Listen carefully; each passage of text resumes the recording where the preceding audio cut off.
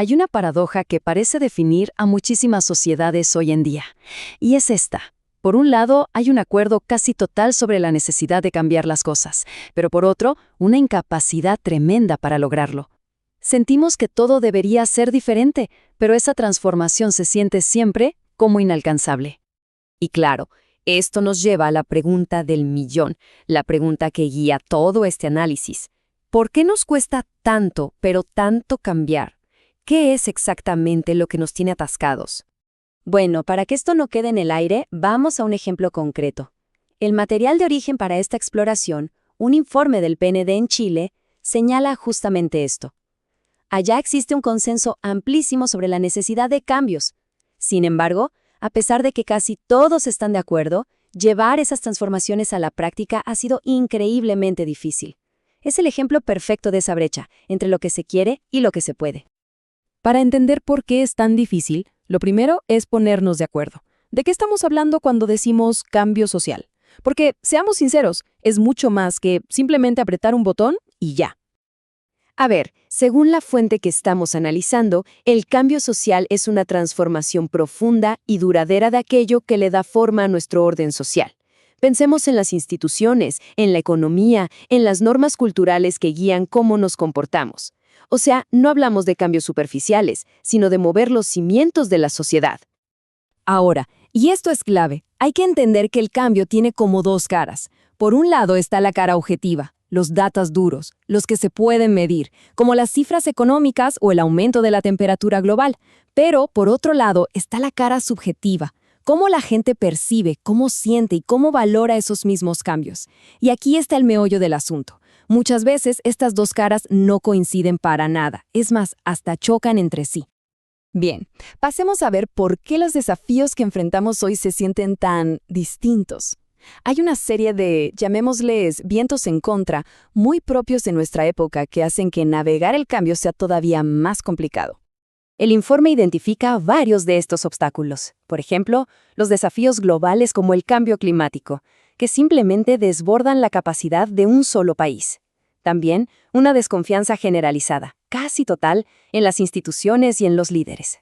A eso se le suma un pesimismo social cada vez mayor sobre el futuro. Y, para rematar, procesos institucionales lentísimos, que parecen totalmente desconectados de las urgencias del día a día de la gente. Todo esto que acabamos de mencionar se puede resumir en una palabra que el informe usa y que es potentísima: impotencia. Es esa sensación colectiva de no tener poder, ese sentimiento de que, sin importar lo que uno haga, es imposible influir en cómo van a ser las cosas. Pero bueno, para no quedarnos solo en el problema, este análisis propone algo así como una nueva brújula, una forma distinta de pensar, de entender cómo podemos guiar a la sociedad en medio de estas aguas tan turbulentas. La idea de partida es simple, pero a la vez muy profunda. Liderar un cambio no es un proceso lineal. No es que alguien da una orden y el resto mágicamente obedece. No, la realidad es muchísimo más compleja que eso. Y aquí es donde entra una metáfora que es muy útil, la del barco.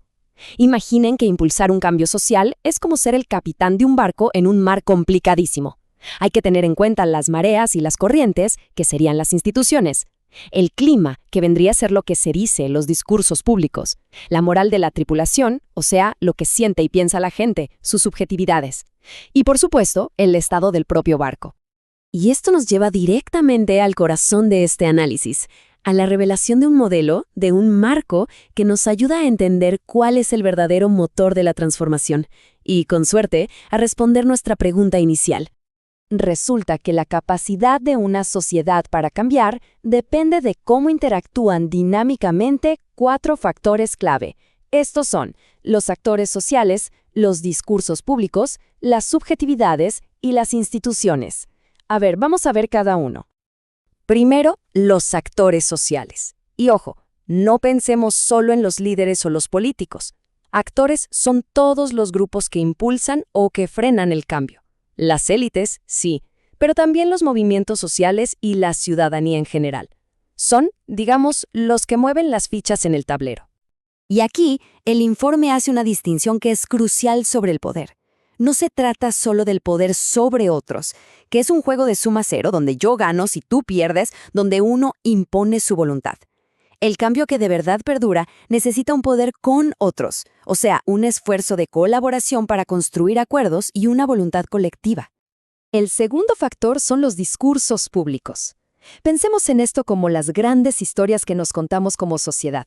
El lenguaje que usamos, los símbolos que compartimos, todo eso le da forma a cómo entendemos los problemas y al final legitima que ciertas soluciones nos parezcan bien y otras simplemente impensables. En tercer lugar, tenemos las subjetividades.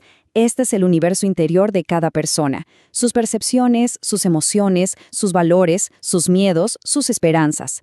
Son todas esas experiencias individuales que, sumadas, terminan moldeando el comportamiento colectivo y la disposición de una sociedad para aceptar o rechazar un cambio. Y por último, las instituciones. Pensemos en ellas como las reglas del juego de una sociedad. Pueden ser formales, como las leyes y las regulaciones, o informales, como las normas sociales. Estas estructuras son las que pueden abrir caminos para el cambio o levantar muros que lo hagan imposible. Entonces, el punto central es este. No son 4 pilares separados que funcionan por su cuenta. Para nada. Forman un ecosistema. La verdadera capacidad de una sociedad para cambiar depende de la interacción, del baile, de la alineación entre estos 4 factores.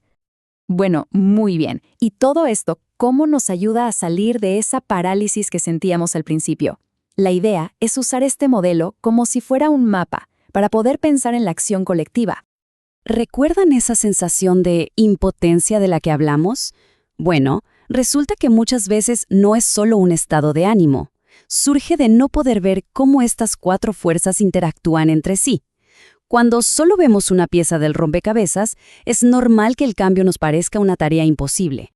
Esto le da un giro de 180 grados a lo que entendemos por liderar un cambio. El cambio real, el que funciona, no depende de la voluntad de un solo líder carismático.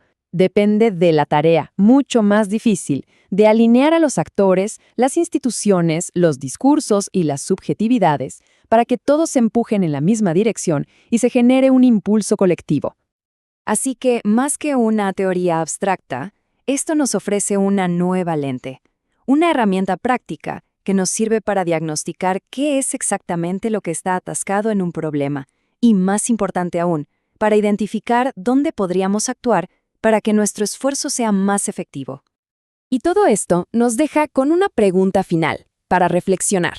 Si usamos esta lente de los 4 factores, ¿cuál sería la principal fuerza que está frenando el cambio en nuestra propia comunidad o nuestro país?